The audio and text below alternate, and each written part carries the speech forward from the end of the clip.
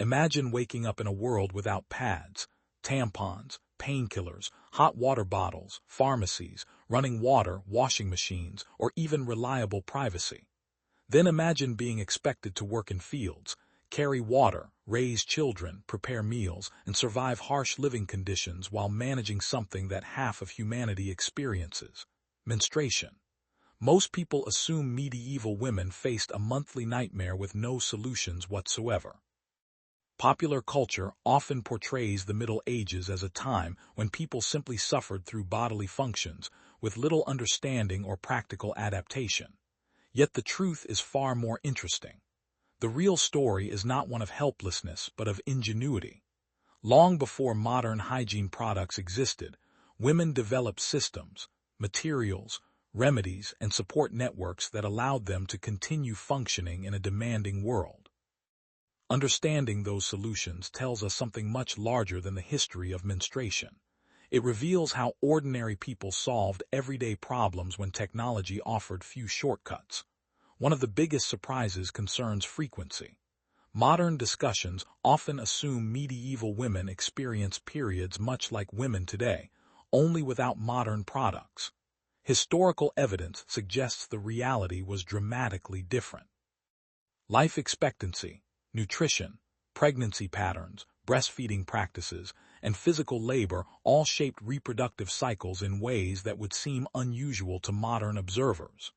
Many women spent substantial portions of their adult lives pregnant or nursing children. Menstruation still occurred, of course, but often under very different biological circumstances than those experienced in industrial societies. This distinction matters because it challenges a common mistake people make when imagining the past. We tend to project modern lifestyles backward onto historical populations. Yet bodies respond to environment, diet, workload, stress, fertility patterns, and health conditions all influence reproductive experiences. Medieval women were not simply modern women transported into a harsher setting. They lived within an entirely different biological and social reality. Even more fascinating is the fact that much of what we know about medieval menstruation survives only indirectly. Few official records discuss the topic openly. Most surviving documents were written by men, often religious scholars, physicians, or administrators who focused on law, theology, and medicine, rather than women's daily experiences. As a result, historians frequently reconstruct menstrual practices through household records, textile studies, medical texts, archaeological evidence, and comparisons with later traditions.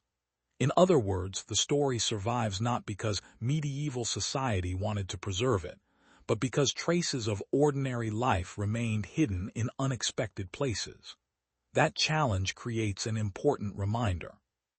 History is often written by powerful people, yet understanding everyday life requires searching for voices that were rarely recorded. The women managing households, raising families, and navigating monthly realities left fewer written accounts than kings, bishops, and nobles. Their experiences must be carefully pieced together from fragments. What emerges from those fragments is not a story of ignorance, but one of adaptation. Again and again, we discover practical knowledge developed through observation, experimentation, and generations of shared experience. The medieval world was filled with hardships, but it was also filled with people constantly inventing ways to cope with them. And nowhere is that more apparent than in the hidden history of how women managed one of the most ordinary and most misunderstood parts of human life. One of the easiest mistakes we make when studying history is assuming that people in the past experienced life exactly as we do today.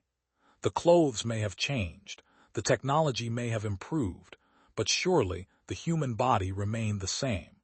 In one sense, that is true. Medieval women experienced the same biological processes modern women do.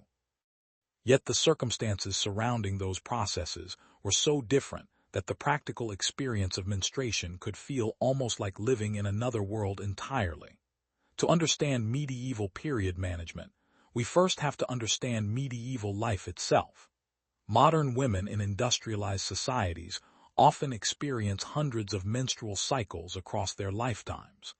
Medieval women frequently lived under conditions that altered this pattern dramatically. Nutrition was inconsistent, physical labor was intense, illnesses were common, and pregnancy occurred far more frequently. Long periods of breastfeeding also influenced fertility and menstrual cycles. The result was not the absence of menstruation, but a very different rhythm of reproductive life. This fact challenges one of the most common myths about history.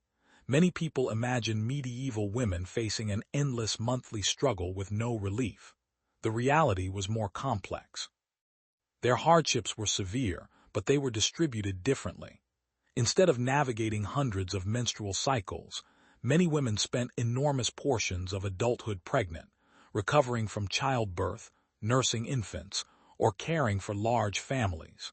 In some ways, menstruation was only one challenge among many others competing for attention. This perspective reveals something important about historical empathy. It is tempting to compare one inconvenience directly against another and ask which generation had it worse. History rarely works that way. Medieval women did not exchange modern conveniences for medieval hardships. They inhabited an entirely different ecosystem of risks and responsibilities. A difficult period might coincide with harvesting crops, preparing food for a household, caring for sick relatives, or surviving a harsh winter. Menstruation existed within a much larger struggle for daily survival.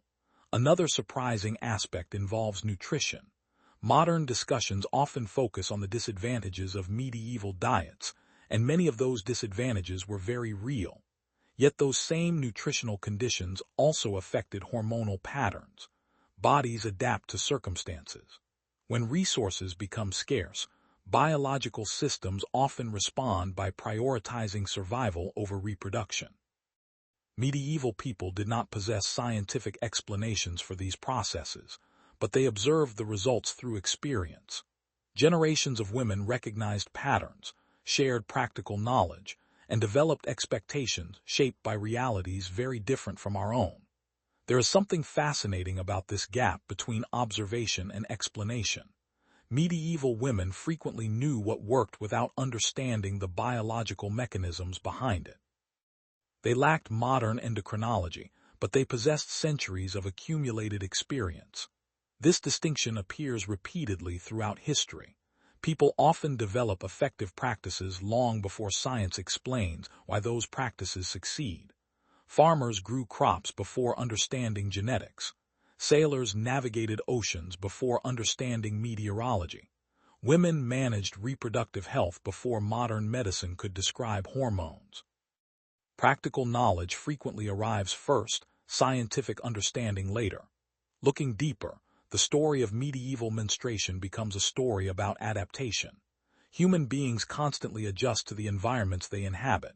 We modify routines, develop traditions, create technologies, and share knowledge across generations. The details differ from century to century, but the underlying process remains remarkably familiar. Medieval women were not passive victims of circumstance. They were active problem solvers responding to the realities around them with creativity, observation, and resilience. And once we understand that, the question shifts from how did they survive to something far more interesting. What solutions did they invent? Because those solutions reveal a level of practical ingenuity that modern audiences rarely expect from the medieval world. If there is one invention that quietly carried women through centuries of history, it was not a castle, a weapon, or a machine. It was a simple piece of cloth. Modern menstrual products are often marketed as revolutionary breakthroughs, but the basic principle behind them would have been immediately recognizable to women living hundreds of years ago. Absorbent material placed close to the body, changed when necessary, washed or discarded depending on available resources. That fundamental idea has remained surprisingly consistent across generations. The difference lies not in the concept, but in the materials, convenience, and technology surrounding it. For medieval women, cloth became the foundation of period management because it solved several problems simultaneously. Linen, in particular, offered remarkable advantages. It absorbed moisture effectively, dried relatively quickly, survived repeated washing, and could withstand boiling without falling apart. These qualities made it one of the most valuable textiles in daily life. Medieval households relied on linen for everything from clothing to bedding, and it naturally became the preferred material for intimate hygiene as well. What appears ordinary to us represented a carefully selected solution shaped by centuries of practical experience.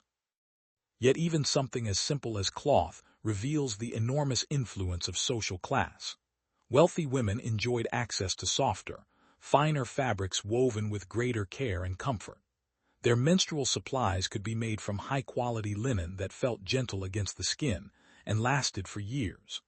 Poor women often relied on worn-out garments, rougher fibers, or whatever scraps remained available after more urgent household needs were met. The contrast highlights a recurring theme throughout history. Basic biological experiences may be universal, but the resources available to manage them rarely are. Wealth changes comfort even when it cannot change biology itself. What is particularly fascinating is how reusable these supplies were.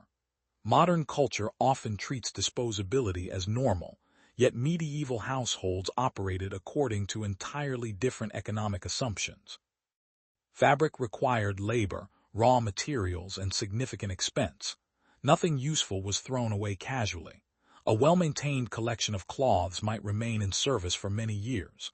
Items were repaired, reused, repurposed, and carefully stored. The medieval household functioned according to principles that modern sustainability advocates would immediately recognize. Waste was a luxury few could afford. There is an important lesson hidden within this practice. Modern technology often encourages us to think that convenience equals progress. Sometimes it does. Yet history reminds us that durability possesses its own value. Medieval women developed systems designed around long-term use because circumstances demanded it. Their solutions may appear primitive compared to modern products, but they often demonstrated remarkable efficiency. Resourcefulness becomes a powerful form of innovation when resources themselves are limited. Another misconception deserves attention. Popular imagination sometimes portrays medieval women as uninformed about their own bodies. The evidence suggests something quite different. They may not have possessed scientific terminology, but they understood practical realities extraordinarily well. They knew which fabrics performed best, how to clean them effectively, how to prepare supplies in advance, and how to manage discomfort while continuing daily responsibilities. Knowledge circulated through families, friendships, and generations of shared experience. This informal education rarely appeared in official records, yet it formed an essential part of everyday life. Looking beyond menstruation itself, the humble cloth becomes a symbol of something larger. History often celebrates kings, battles, and inventions while overlooking the countless small technologies that quietly improve daily survival. A strip of linen never changed the course of empires, yet it mattered profoundly to millions of women whose lives rarely appear in textbooks. Sometimes the most important innovations are not the ones that reshape nations, but the ones that help ordinary people navigate ordinary days with a little more dignity and control. Medieval women understood that truth long before anyone thought to write it down. A folded cloth sounds simple enough until you ask an obvious question. How exactly do you keep it in place while carrying water, gathering firewood, tending livestock, or walking several miles across rough terrain? Modern menstrual products rely on underwear, elastic materials, adhesives, and carefully engineered designs. Medieval women had none of these advantages. Solving this challenge required something historians rarely discuss: practical engineering. The solution emerged not from universities or royal workshops, but from ordinary women adapting everyday materials to meet everyday needs. Their answer was surprisingly elegant. Rather than relying on clothing alone, many women used belt-like support systems that helped secure absorbent materials against the body. These arrangements varied across regions, centuries, and social classes, but the underlying principle remained consistent. Create a stable framework capable of holding cloth in place throughout long days of physical activity. It may sound mundane, yet it represents an important reminder that innovation does not always arrive through dramatic inventions. Sometimes progress appears as countless small improvements develop through generations of experience. What makes these systems particularly fascinating is their longevity. Variations of menstrual belts survived well into the modern era, long after the Middle Ages ended. Even during the 19th and 20th centuries, many women still relied on support garments performing functions remarkably similar to those used centuries earlier.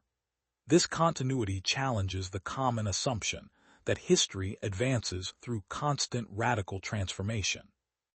In reality, some solutions endure because they work. Technologies often persist not because they are perfect, but because they are practical, affordable, and adaptable. Medieval women understood this intuitively. There is also an important social dimension hidden within these devices. The design available to a wealthy noblewoman differed significantly from that available to a peasant laborer. Fine materials, careful stitching, and specialized accessories remained privileges of those with resources. Poorer women relied on improvisation, creativity, and whatever materials happened to be available. Yet this contrast should not obscure a deeper similarity. Regardless of social class, women faced the same biological reality. The methods varied, but the need remained universal. Few subjects reveal both the divisions and shared experiences of medieval society as clearly as menstruation. Another overlooked factor involves clothing itself. Medieval garments were layered in ways unfamiliar to most modern people. Linen undergarments, wool dresses, aprons, belts, cloaks, and seasonal layers created a complex system serving multiple functions at once. These garments provided warmth, protected expensive fabrics, concealed stains, and supported practical solutions for daily challenges. Modern clothing prioritizes convenience and flexibility. Medieval clothing often prioritized durability, modesty, and long-term utility.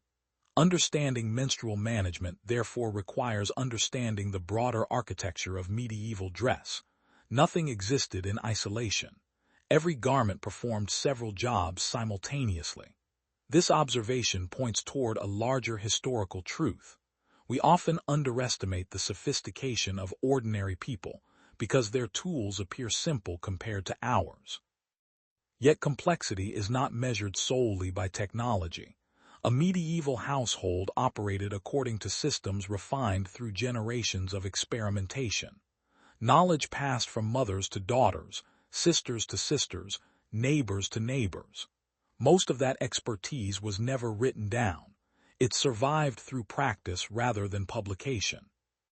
As historians increasingly study everyday life, instead of focusing exclusively on kings and battles, they continue discovering how much practical intelligence existed outside official institutions.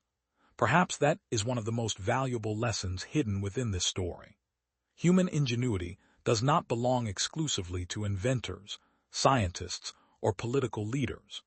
It also belongs to ordinary people quietly solving problems that history rarely records. The women adapting cloth, belts, and layered clothing to manage menstruation were participating in a form of innovation every bit as real as the better-known inventions celebrated in textbooks. Their solutions may seem simple today, but simplicity achieved through experience is often more impressive than complexity created for its own sake. One of the greatest misconceptions about the medieval world is that people simply endured discomfort because they lacked modern medicine. While it is certainly true that medieval healthcare had severe limitations, the reality was far more nuanced than the stereotype suggests. Women did not passively suffer every symptom with no attempt at relief. Instead, they drew upon generations of accumulated knowledge about plants, minerals, foods, and household remedies. Their methods were not always effective, but neither were they random. In many cases, practical experience guided women toward treatments that modern science would later discover contained genuinely active compounds. The medieval landscape itself functioned as a kind of pharmacy. Meadows, forests, gardens, and roadsides provided ingredients for countless remedies. Women learned which plants eased pain, which appeared to reduce bleeding, and which offered comfort during difficult days. This knowledge rarely came from universities or official medical institutions. Instead, it circulated through families and communities. Mothers taught daughters, older women advised younger ones, and local traditions preserved information that sometimes survived for centuries. The transmission of this knowledge reveals an important aspect of history often overlooked in traditional narratives. Expertise does not always reside within formal institutions. Sometimes it lives within everyday experience. One of the most interesting examples involves willow bark. Medieval women had no understanding of salicylic acid, chemistry, or pharmaceutical manufacturing. Yet they recognized that preparations made from willow could help alleviate pain. Centuries later, scientists would isolate compounds that eventually contributed to the development of aspirin. The women who relied on willow bark were not practicing modern medicine, but they were benefiting from observations accumulated over generations. Their success did not require laboratory analysis. It required careful attention to outcomes. Similar stories appear throughout the history of herbal medicine. This does not mean every medieval remedy worked. Far from it. Some treatments were ineffective, others potentially harmful, and many reflected beliefs we would now classify as superstition. Yet dismissing all traditional knowledge as nonsense would be equally misleading. Historical medicine existed along a spectrum where useful observations often mixed with mistaken explanations. Medieval people sometimes discovered what worked without understanding why it worked. Modern science excels at explaining mechanisms, but practical discovery frequently came first. There is something deeply human about this process. People facing discomfort naturally experiment, compare experiences, and share successful solutions. Another revealing detail concerns access. Just as social class affected clothing, food, and housing, it also influenced healthcare. Wealthier women could obtain imported spices, rare ingredients, and expensive treatments unavailable to ordinary families. Poor women relied primarily on local plants and household resources. Yet necessity often encouraged remarkable creativity. If a remedy could not be purchased, it had to be found, grown, traded, or improvised. Survival rewarded adaptability. The history of women's health therefore becomes inseparable from the history of resourcefulness itself. Looking beyond individual remedies, these practices remind us that medicine is not merely a collection of drugs and procedures. It is also a cultural system shaped by knowledge, trust, experience, and available resources. Medieval women navigated health challenges using the tools their world provided. Those tools were imperfect, but so are the tools of every era. Future generations will undoubtedly view some modern treatments with the same mixture of curiosity and skepticism that we bring to medieval remedies today. What matters is not whether every solution succeeded. What matters is the determination to keep searching for solutions at all. In that sense, the women experimenting with herbs beside a medieval hearth were participating in the same long human tradition that drives medical innovation today. The refusal to accept suffering without trying to understand it. There is a tendency when discussing history to focus on kings, castles, and grand events, while overlooking the reality that most people spent their lives worrying about far more immediate concerns. For medieval women, one of the greatest factors influencing daily life was not politics or religion but poverty. Wealth determined what you ate, where you lived, how long you survived illness, and even how comfortably you could manage basic biological functions. Menstruation provides a powerful lens through which to understand these inequalities, because it exposed differences that could not simply be ignored or postponed. Every woman experienced the same biological process, yet the resources available to handle it varied dramatically depending on social status. A noblewoman and a peasant woman might live only a few miles apart while inhabiting entirely different realities. The noblewoman had access to private chambers, household servants, quality fabrics, and time to rest when discomfort became severe. The peasant woman often had none of those advantages. Her responsibilities continued regardless of physical condition because survival itself depended upon constant labor. Crops needed harvesting, animals required care, food needed preparation, and children depended on her efforts. The body did not pause the demands of life, and life certainly did not pause for the body. This contrast highlights an important truth that extends far beyond medieval history. Technology often receives credit for improving quality of life, but access matters just as much as invention. A useful solution provides little benefit if people cannot afford it. Throughout history, wealth has frequently determined who experiences convenience and who experiences hardship. Menstruation simply makes this reality especially visible because the need is universal while the resources are not. Another aspect of poverty rarely discussed is the absence of privacy. Modern people often take personal space for granted. Medieval households were crowded environments where multiple generations sometimes shared limited living areas. Daily activities occurred in close proximity to others. Privacy existed, but it was far more limited than many modern audiences imagine. Managing intimate health concerns under such conditions required discretion, adaptability, and careful planning. The challenge was not merely physical, it was social as well. This lack of privacy shaped emotional experiences in ways difficult to measure through historical records. Yet it almost certainly influenced how women navigated menstruation, illness, pregnancy, and countless other aspects of daily life. The poorest women faced the harshest realities. When resources became scarce, every piece of fabric carried value. Cloth required labor to produce and represented a meaningful household asset. Decisions about how to allocate materials reflected broader economic pressures. Medieval families constantly balanced competing needs with limited resources. Understanding this context helps explain why reuse, repair, and improvisation played such central roles in everyday life. Waste was not simply discouraged. For many people, it was economically impossible.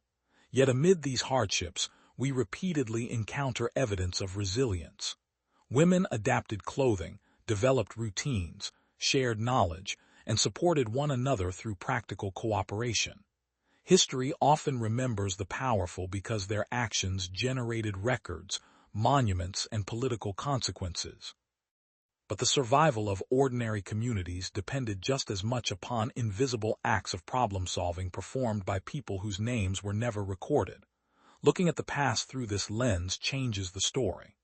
Menstruation is no longer merely a topic about hygiene. It becomes a window into labor, inequality, resource management, and social organization. It reveals how deeply economic circumstances shape daily experience. Most importantly, it reminds us that historical resilience should not be confused with comfort. Medieval women adapted because they had to, not because conditions were easy. Their ingenuity deserves admiration, but so does recognition of the challenges that made such ingenuity necessary in the first place. Understanding both sides of that reality allows us to appreciate their experiences with greater honesty and respect. One of the most remarkable aspects of medieval life is how much essential knowledge survived without books, universities, or official institutions. Historians often focus on kings issuing decrees, monks copying manuscripts, and scholars debating theology, but some of the most important information in society traveled through entirely different channels. It moved from mother to daughter, sister to sister, neighbor to neighbor. It was spoken beside hearth fires, whispered during household chores, shared during childbirth, and passed along during countless ordinary conversations that never appeared in official records. Menstruation belonged firmly within this hidden world of knowledge. While educated men wrote medical texts filled with theories about the female body, women often relied on practical experience that came from generations of observation. This created a fascinating divide between official knowledge and lived knowledge. Medieval physicians sometimes produced elaborate explanations for menstruation based on ancient theories of bodily balance and humors. Meanwhile, women developed techniques that simply worked because experience had proven their value. The contrast reminds us that expertise does not always belong to those holding formal authority. Sometimes the most accurate understanding comes from the people living the experience every day. What makes this invisible network particularly impressive is its resilience. Medieval women lived in a society where literacy rates were low, travel was difficult, and information moved slowly. Yet practical knowledge continued spreading across generations with remarkable consistency. A young woman learning how to manage menstruation was not starting from scratch. She inherited centuries of accumulated trial and error. Every successful remedy, every useful textile technique, every strategy for dealing with discomfort represented knowledge refined over countless lifetimes. In a sense, these women were participating in one of history's oldest forms of collective research. Another fascinating aspect involves secrecy. Menstruation often carried social stigma, religious restrictions, and cultural taboos.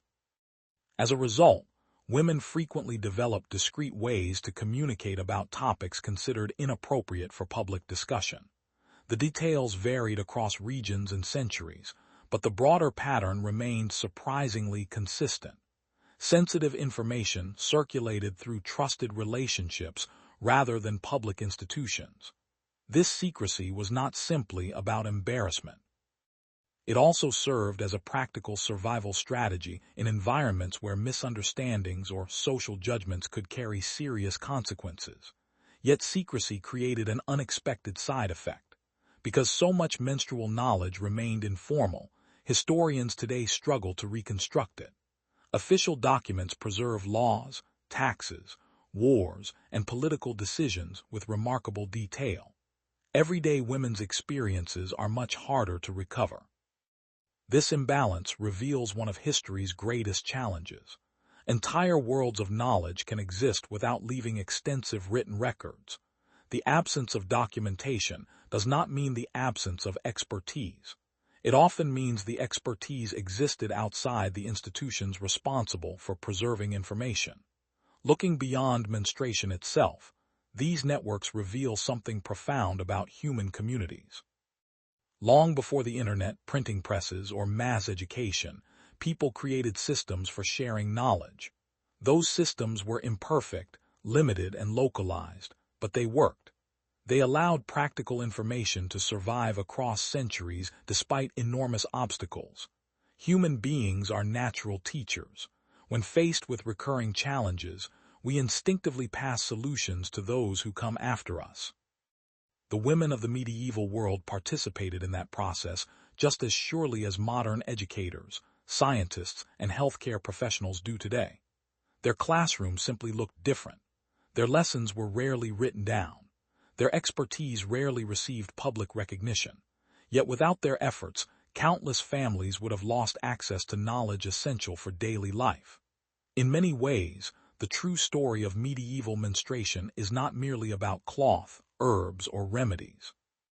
It is about the extraordinary ability of ordinary people to preserve useful knowledge even when society fails to record their contributions. That hidden achievement may be one of the most impressive legacies they left behind.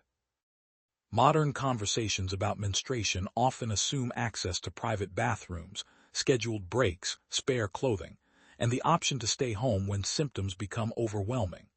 Medieval women rarely enjoyed any of these luxuries. Their lives were governed by seasons, labor demands, family responsibilities, and economic necessity. Whether a woman felt well or not, the crops still needed harvesting, animals still required feeding, and households still depended upon her work.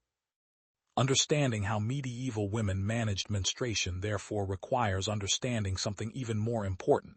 They had to keep moving. Life simply did not stop. Consider the experience of a woman working in the fields during harvest season. Grain had to be gathered quickly before weather destroyed months of labor.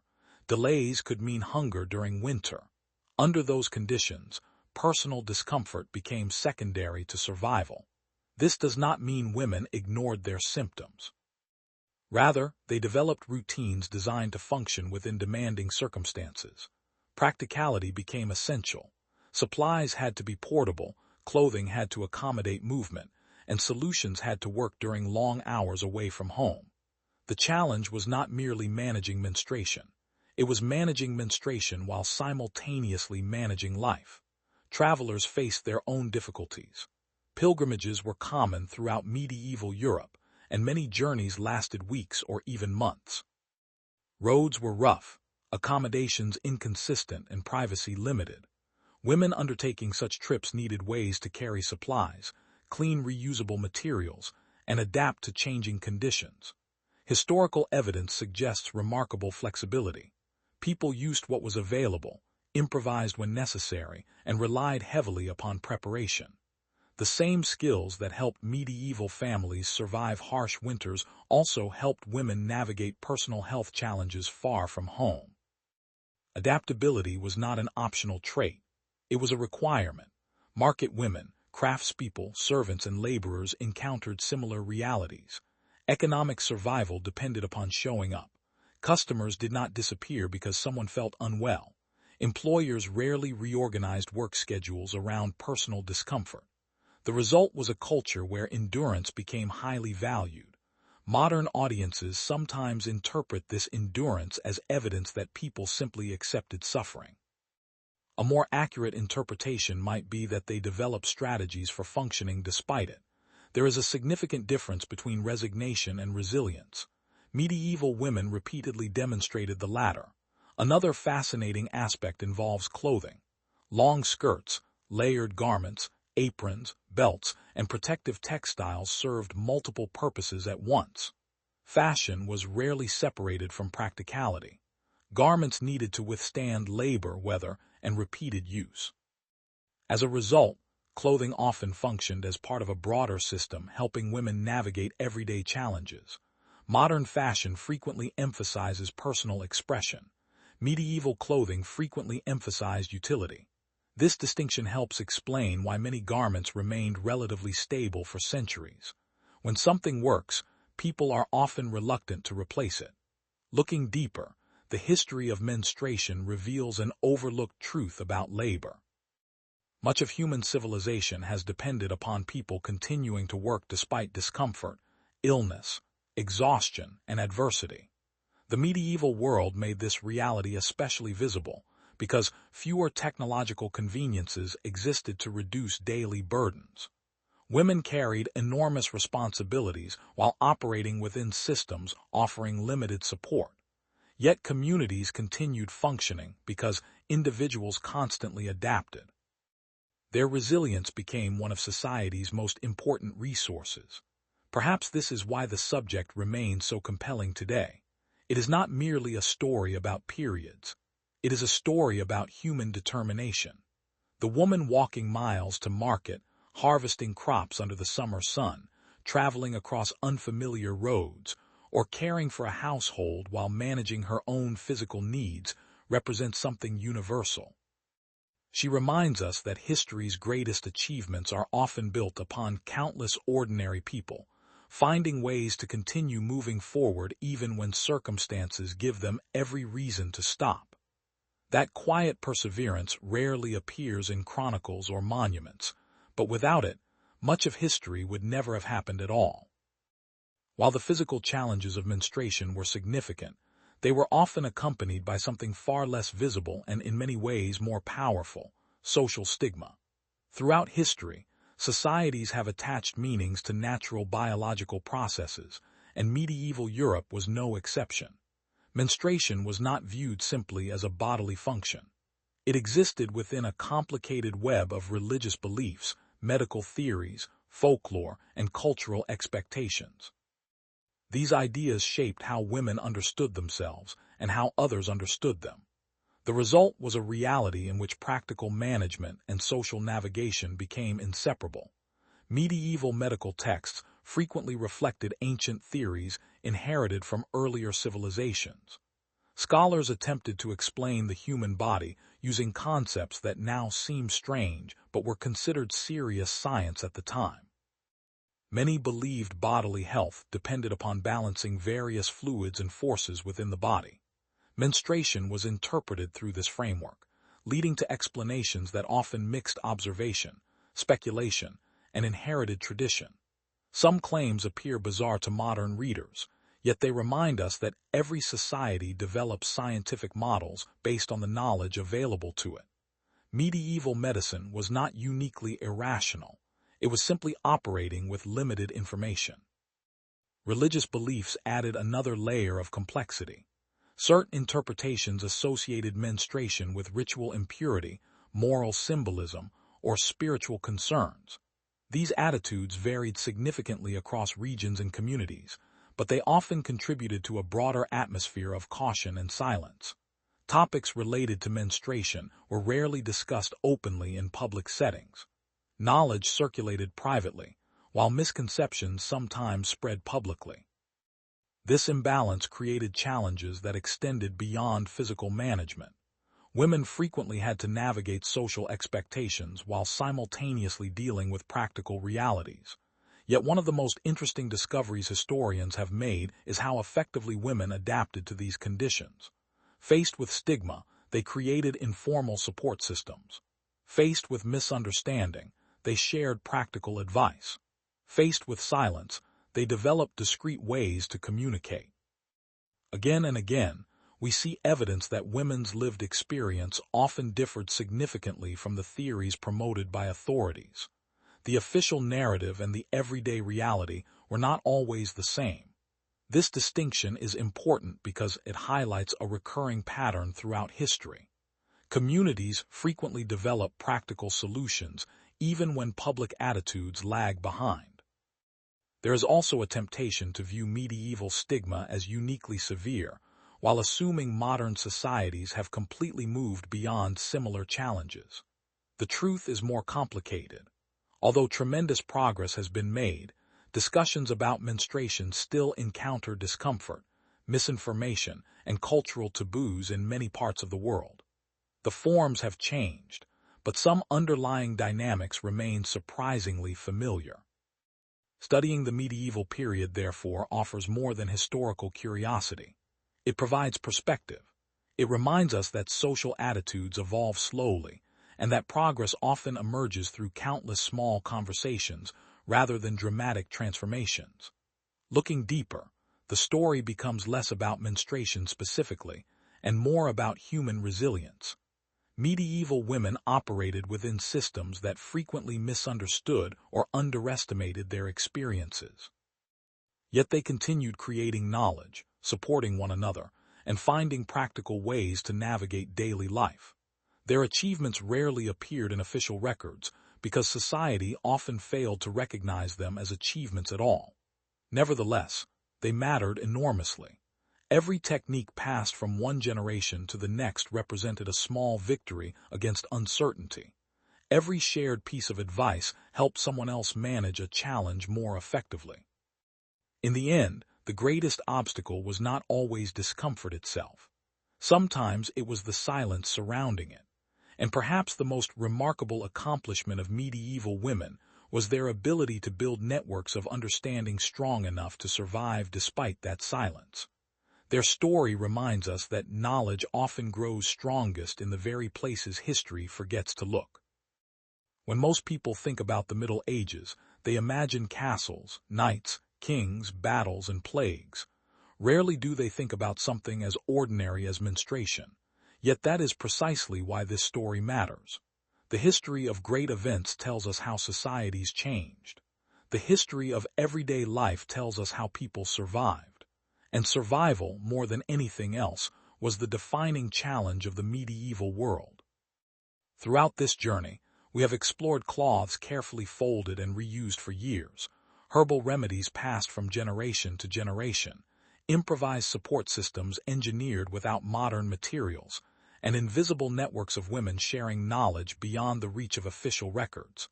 None of these innovations transformed empires.